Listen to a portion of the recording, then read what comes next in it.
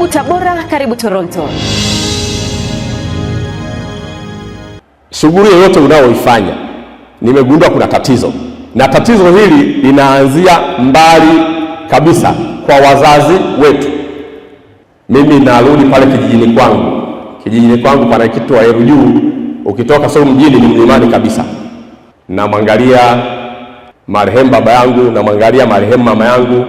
Wao walikuwa na shughuli za kilimo, ndizo walikuwa kanafanya. Baba yangu of course alikuwa naye anafanya ujasiriamali, Bwana Yesu asifiwe, na alikuwa na duka. Lakini nilichokuja kugundua miaka nenda rudi, saizi ya shamba la baba yangu ni ile ile wakati bado sijazaliwa mpaka nimekuwa mtu mzima. Nilipoanza ujasiriamali nikaanza kujiuliza, naanza kufanya reflection ya shughuli zile kunaendelea pale nyumbani. Lakini natoka pale nyumbani naenda miji mingine. Lakini unakuja kama hivi kwamba tumekutana watu wengi. Ukiwauliza na wao almost wana the same story. Sasa unajiuliza, hivi baba kweli kwa mpango huu, wakati tuko yani wako baba na mama wanalima eneo hilo, wameongeza kidogo. Sasa tuko watoto 6 wanalima size ya shamba hilo. Hawa wanatafuta maendeleo au wanatafuta kununua suruali? Hawa wanakuwa kweli?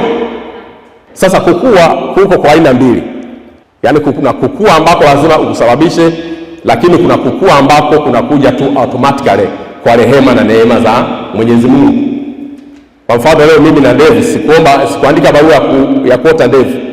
Nimekuwa tu automatically. Sikuwa mrefu hivi, lakini kwa sababu ni maumbile ya Mwenyezi Mungu nimekuwa hivyo. Lakini leo nina gari. Nilifanya effort za kununua gari. Nilipoanza ujasiriamali nakumbuka tulikusanya kutoka maduka ya mtaani. Nikizungumzia ujasiriamali na ujua kabisa kwa kwamba nimeanzia duka la mtaani. Tena ile duka lenyewe nakumbuka tulikopa $1,200,000 na rafiki yangu mmoja tukaungana kwa maana ya $600,000 tukawa na 1.2 tukaanzisha duka la mtaani. Tumeenda hivyo, na kwa sababu tulikuwa na sisi bado wanatumia lugha ambayo nasema tulikuwa bado hatujawa na akili. Kwa hiyo tulikuwa unafanya biashara ili usiende kumuomba mkuu wa shule labda ukipata shida au la. Ufanye biashara kama kazi ambayo inatakiwa ikupe manufaa makubwa. Kwa hiyo tulifanya hivyo, tukafanya hivyo, hatukukua sana. Lakini baadaye miaka kadhaa mbele nikumbuka nilitembelewa na rafiki yangu mmoja anaitwa David, sasa hivi ni mwanasheria. Ni mdogo wangu wa kule kwetu kijijini. Barosha, vipi? Bado na diploma yako tu. Mbona ulikuwa na uwezo mkubwa sana? Imekuwaje? Kwa hiyo nikawa najiandaa kimsingi kwenda sasa na mimi kuongeza elimu. Iliyo na first degree na kuendelea. Ambako nako ni kukua, ambako nako ni kwa juhudi. Lazima uamue, lazima ukusababishe. Nikana mipango hiyo, nikawa nimeplani nitengeneze kibanda cha kuku ili ninapoondoka kwenda masomoni familia isipate shida. Wakati niko kwenye process hiyo nikakutana na vitabu vya Robert Kiyosaki, Poor Dad Rich Dad, Cash Flow Quadrant.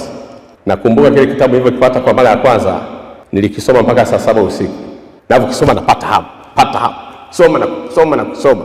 Na sisi then nikakata shauri sasa, hivi kwa elimu nilio nayo nadhani mimi sasa natakiwa nitafute fedha, niwe tajiri. Na kumbe kwa shughuli ile ndogo niliyokuwa nayo na duka la mtaani, kwa sababu nilikuwa sina maarifa, nilikuwa naona kama ni shughuli ambayo haiwezi kunipeleka mbali. Baada ya kusoma vile vitabu, nikajiona kumbe mimi ni tajiri. Na nikasema naacha kazi na kwenda kujiajiri. Sasa unaweza kuuliza mtaji nilipata wapi?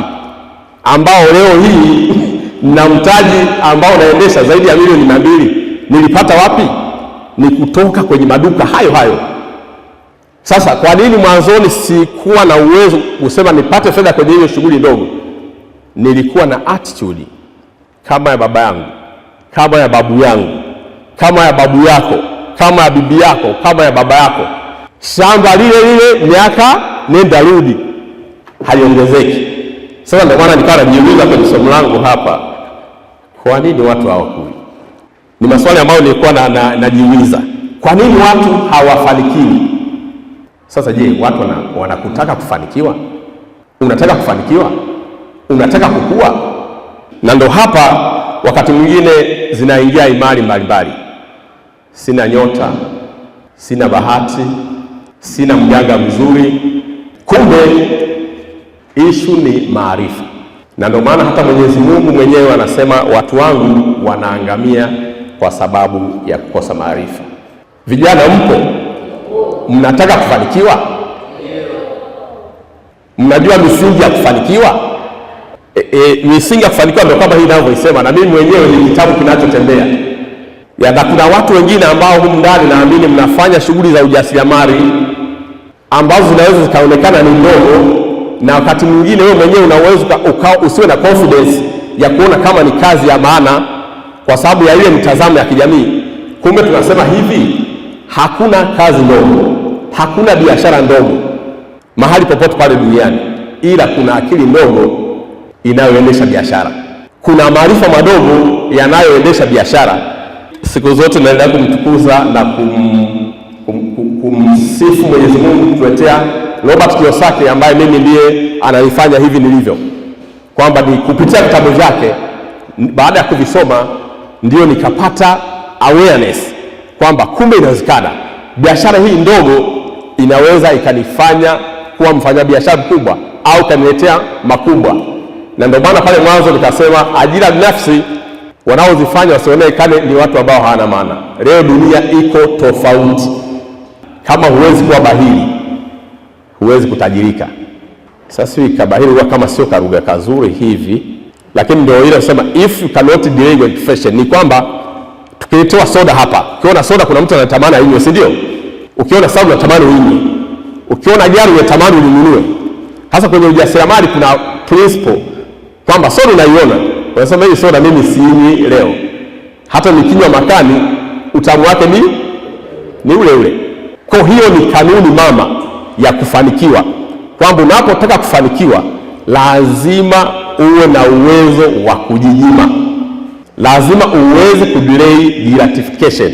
Na hiyo ndio inayokuja kwamba kuna watu tumekata tiketi ya kuwa maskini throughout ila hatujui, na kuna watu wamekata tiketi ya kufanikiwa.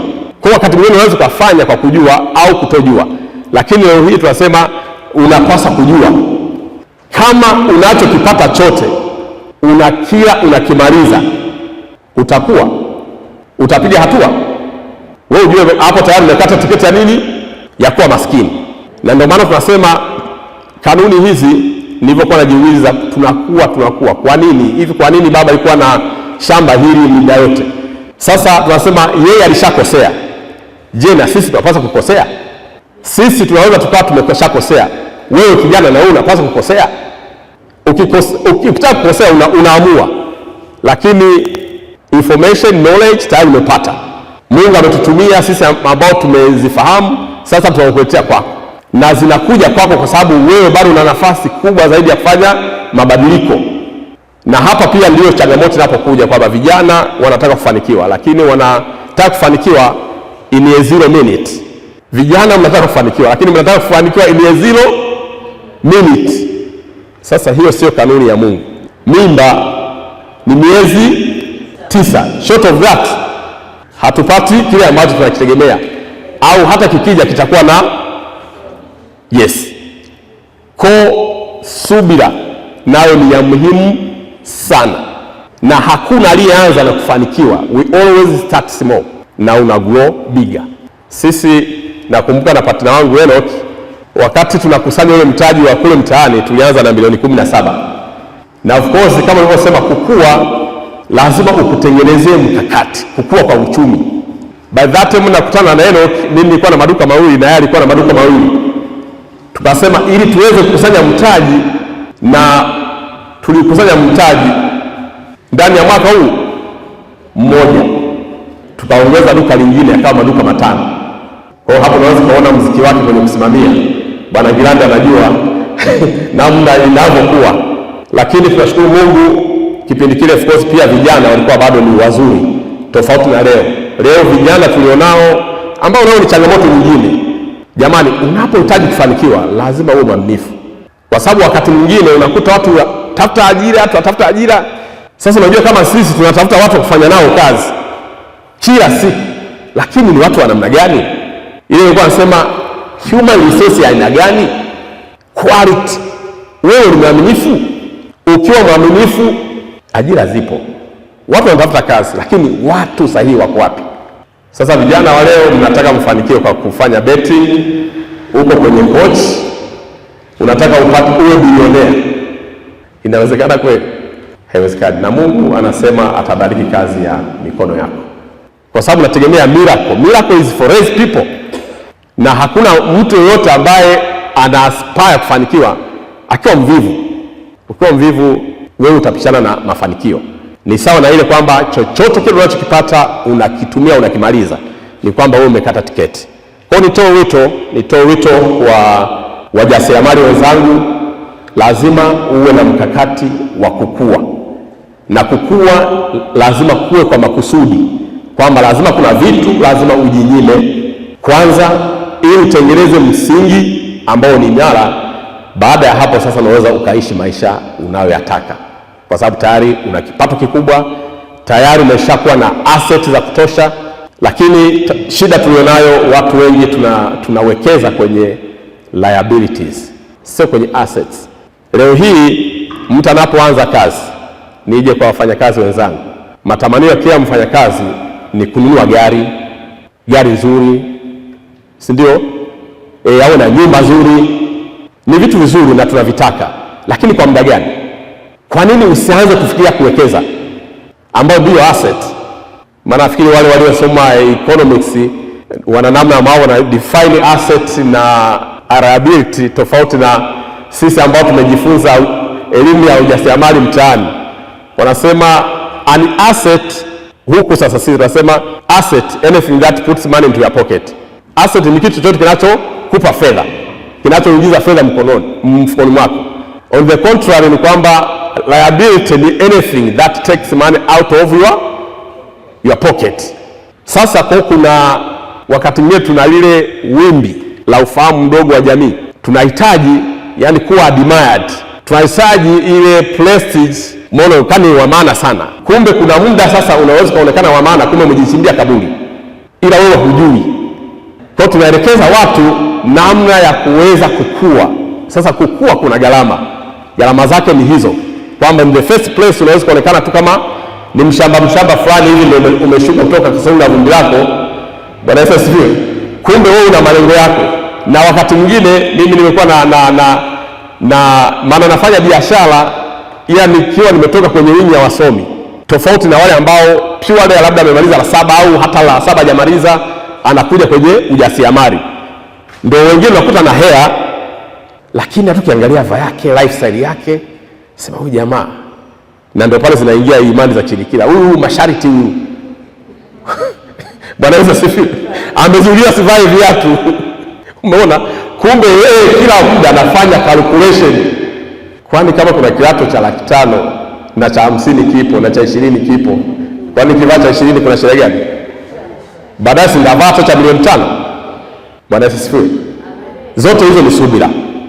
Kwa pamoja na mambo mengine kwenye mafanikio, jamani, lazima ujue kwamba lazima tuwe na subira. Na ndio tunaosema kwamba kila kitu kina gharama. Kila kitu kina gharama. Hakuna kitu ambacho kipo tu for free of charge. Kwa hata mafanikio yana gharama. Gharama mojawapo ni hiyo ya vitu vizuri unaweza kuviona ukasema, yani lazima useme sivifanyi leo, tafanya wakati mwingine. Sasa huo uwezo hicho nacho ni kipawa. Kwamba ni wangapi ambao anaweza akatembea labda na 500,000 mfukoni mwezi mzima hajaipa matumizi. Hiyo ni financial literacy sasa. Kwamba una 500,000 mfukoni utembee nayo mwezi mzima. Unaenda nyumbani, kama kuna dagaa unakula dagaa, kama kuna maharage unakula maharage na vitu kama hivyo. Walio wengi akigusa hela, maana wanasema hela inatekenya. Yani namtekenya ni mishikaki, dini, vitu kwa hivyo, nguo nzuri, diusi. Sasa ukishaona hivyo, hizo nazo ni dalili za umaskini. Kwamba kila fedha wewe inayoingia mfukoni mwako unatamani uitumie kwa maana ya kuizika, sio kuipanda. Kila fedha inayoingia mfukoni mwako unatamani uizike, sio kuipanda. Na ndio pale Robert Kiyosaki anatuambia the choice is yours, only yours. With every dollar that get into your pocket, you choose. You spend it foolishly, you become poor. You spend it on liabilities, you become an average. You spend it on assets, you become rich. The choice is only what is yours. What is your choice? Bwana Yesu asifiwe vijana. Ya ndio maana tunasema kukua, lazima tukue. Ila kukua lazima ukusababishe wewe. Usipokusababisha utakaa hivyo hivyo siku zote. Utaenda kuombewa sana. Kama ni kwa waganga utaenda kwa waganga sana. Lakini kama hujapata maarifa sahihi utabaki hivyo hivyo siku zote. Bwana Yesu asifiwe sana. Karibu Tabora, karibu Toronto.